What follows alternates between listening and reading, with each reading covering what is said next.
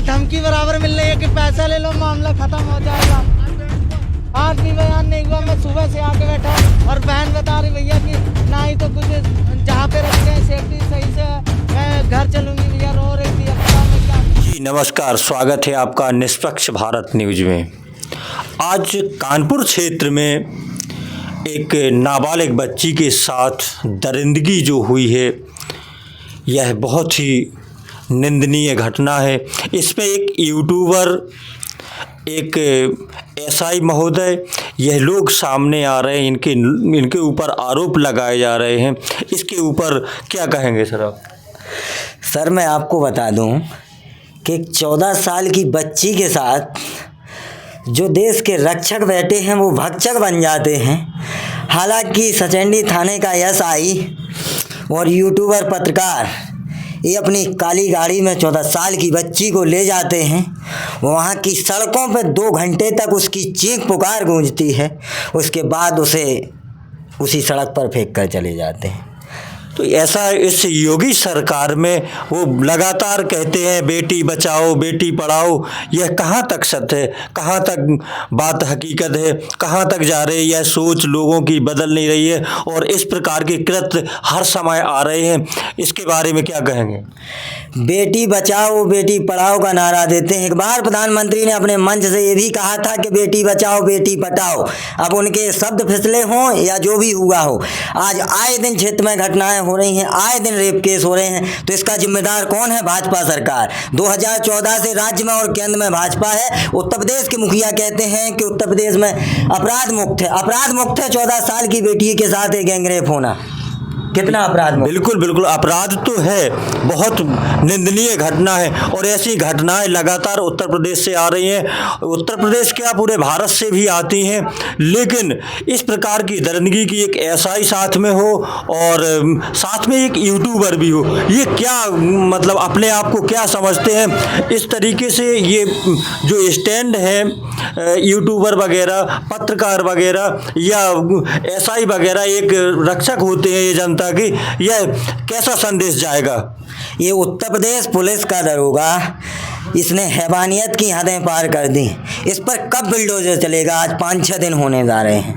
उत्तर प्रदेश के मुखिया कहते हैं, मैं आपके कैमरे से कह रहा हूं, उत्तर प्रदेश के मुखिया कहते हैं कि एक्शन बुलडोजर बाबा के नाम से वो देश में प्रसिद्ध हैं और उत्तर प्रदेश में उनका बोलबाला चलता है। तो उसके घर कब बुलडोजर चलेगा? उस एसआई के घर बुलडोजर के लिए भी बात आती है तो बुलडोजर तो चल रहे हैं, लेकिन यह भी आरोप आते हैं कि कुछ जगह चिन्हित लोगों के पास ही बुलडोजर चलाए जाते हैं, चिन्हित लोगों के घर ही चलाए जाते हैं। इसके बारे में आप क्या कहेंगे? आए दिन देश में बहन बेटियों के साथ बलात्कार और अत्याचार हो रहे हैं। मैं आपको बता दूं, जितनी टाइम में आप मेरे से बात कर रहे हैं उतनी टाइम में एक बेटी का रेप हो जाता है भारत में। मैं डाटा बता दूं एनसीआरबी का, तो 20 मिनट के अंदर हर एक बेटी का रेप हो रहा है। इसका जिम्मेदार सरकार नहीं है, इसका जिम्मेदार प्रशासन नहीं है, इसके जिम्मेदार रक्षा मंत्री और गृह मंत्री नहीं है।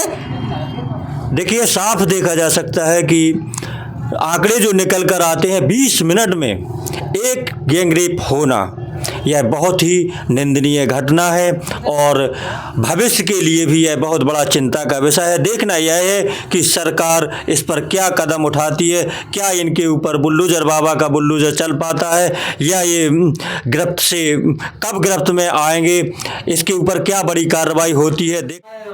और पत्रकार महोदय, अगर आपके उत्तर प्रदेश की बात करें, उत्तर प्रदेश के रेप डाटा रिकॉर्ड बताएं तो उत्तर प्रदेश के जालौन में 22 साल की महिला को कोल्ड ड्रिंक्स में नशीला पदार्थ देकर गैंगरेप किया जाता है। इसके बाद मैं आपको बता दूं मुजफ्फरपुर में 8 साल की बच्ची के साथ यौन शोषण किया जाता है। इसके बाद बुलंदशहर में एक महिला के साथ गैंगरेप किया जाता है। इसके बाद 14 साल की लड़की 3 नाबालिग द्वारा गैंगरेप का मामला सामने आता है। टाइम्स ऑफ इंडिया की रिपोर्ट में बता रहा हूं आपको। साहिबगंज क्षेत्र में रेप मामले में सवाल खड़े होते हैं। ऐसे ही तमाम जिले में रेप होते हैं और हालांकि उत्तर प्रदेश पुलिस क्या करती है? शांत रहती है।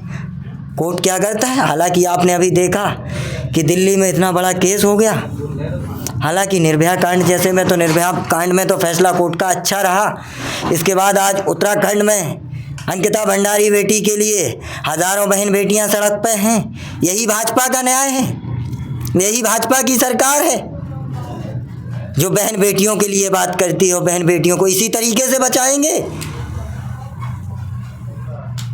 यह तो प्रश्न है सरकार के ऊपर जो भी है, लेकिन आगे चल के देखना है कि और कहाँ क्या होता है, क्या इससे संदेश जाता है। मेरी हाथ जोड़कर विनम्र अनुरोध है देश के गृह मंत्री से, रक्षा मंत्री से, योगी आदित्यनाथ से और प्रधानमंत्री से कि इन बेटियों पर हो रहे बलात्कारियों पर ऐसी कड़ी कार्रवाई की जाए कि बेटियों की द्वारा उनकी आंखें बेटियों की ओर न जाएं। छूने की बात तो बहुत बड़ी है और हालांकि न्यायालय पे हमें भरोसा है कि जरूर अच्छा फैसला आएगा इस केस में। इसी के साथ देखते रहिए निष्पक्ष भारत न्यूज। हाँ, धमकी बराबर मिल रही है कि पैसा ले लो मामला खत्म हो जाएगा। आज भी बयान नहीं हुआ। मैं सुबह से आके बैठा हूँ और बहन बता रही भैया कि ना ही तो कुछ जहाँ पे रखते हैं सेफ्टी सही से है, मैं घर चलूंगी। भैया रो रही थी, अब बताओ मैं क्या करूँ।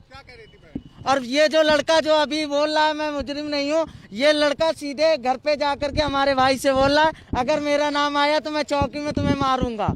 और लड़की पहचान रही, मेरी बहन पहचान रही इसी को। ये लड़का झूठ बोल रहा है, मेरी बहन इसको पहचान गई है तो ये अब बोल रहा है कि मुझे झूठा फंसाया जा रहा है।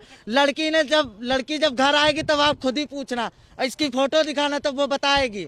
इसने और एक दरोगा ने मिलके उसके साथ गंदी हरकत की है। बस हमें इंसाफ चाहिए। आज भी बयान नहीं हुआ, कल भी नहीं हुआ, 2 दिन से दौड़ रहे हैं, पता नहीं क्या चल रहा है। मतलब एक वो 3 दिन से घर नहीं गई है, क्या बीत रही है उस पे। अब हमें वो रो के बता रही भैया हम घर चलेंगे, ना वो खा रही है ना सही से सो रही है। वो परेशानी की वजह से कह रही मुझे घर ले चलो भैया, ना ही ये घर भेज रहे हैं। क्या चल रहा है ये कानून सरकार बच्चियों के साथ। छोटी बच्ची है, मेरी बहन है, ना मेरी माँ है, ना मेरे बाप अपाहिज है, चल फिर पाते नहीं है। ये पता नहीं क्या कर रहे हैं, मुझे कुछ समझ में नहीं आ रहा है। बस मुझे इतना न्याय फटाफट दिलाइए, नहीं तो सर मैं फिर से कार्रवाई करवाऊंगा। फिर बाद में मत बोलना कि सर मतलब ये सब क्या कर रहे हो। बस मुझे न्याय मिल जाए बस। और